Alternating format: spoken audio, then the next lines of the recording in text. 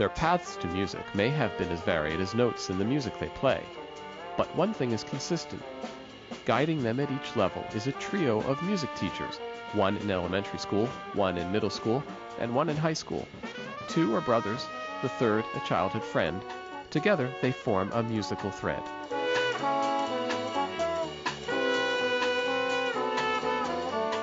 What that's considered in educational terms is vertical alignment.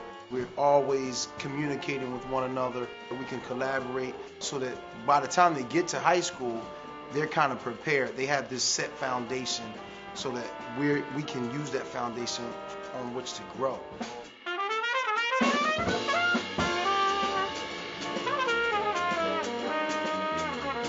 Beginning my 7th grade year, I wanted to play violin, but the band teachers gave me a trumpet. At first I was like, I'm supposed to play this, I don't want to play this thing.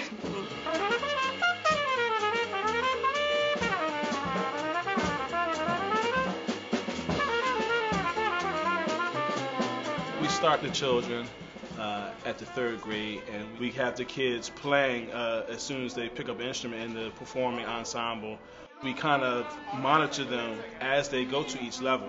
Some of my students that might go into the middle school level, again, I'm there with them every step of the way. So I'm actually, helping them, mentoring them, all the way up to high school and beyond. Mr. Sabree may talk to me and say, I have a student that just came to your school, and look out for him. So I'll look for the child, and hey, I heard you was in the band. You play this instrument. So that happens, and we kind of work with them all the way throughout. And then we also stay in contact with my brother, and on the high school level, once they get like to 7th and 8th grade, it's kind of like I'll ask a question like, what would you like them to know once they get to your school?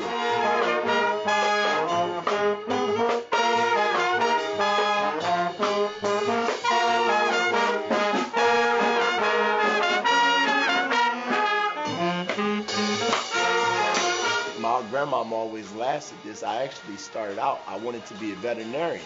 It was either veterinarian or musician.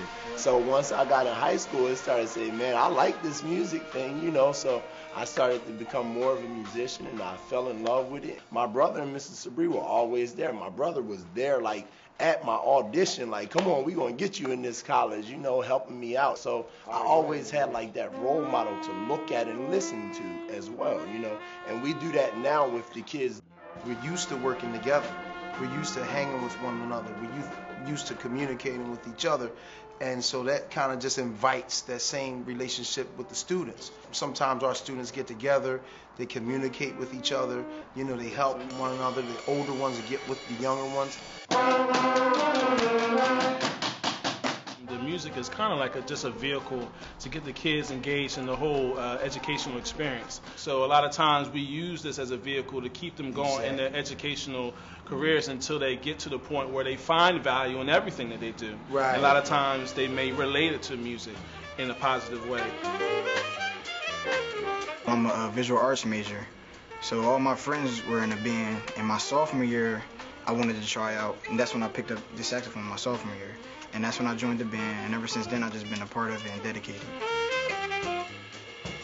Lawrence, one of the trombone players, was my brother's student in elementary school.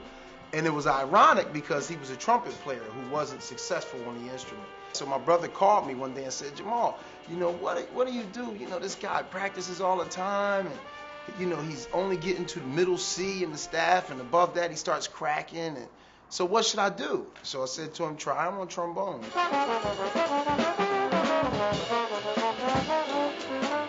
Ever since then, it seemed like this instrument fits me. I always wanted to become a musician since it started around the 8th grade when I seen this band, Creative Arts High School, go and compete and perform.